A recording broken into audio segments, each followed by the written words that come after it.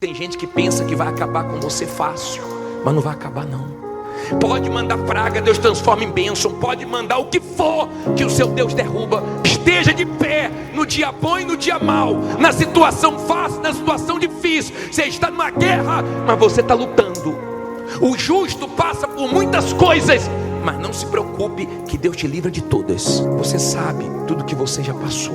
Não entrega fácil não. Deus está vendo você sozinho lutando, acordando cedo, dormindo tarde, correndo para um lado, correndo para o outro, recebendo um não daqui, uma decepção de lá.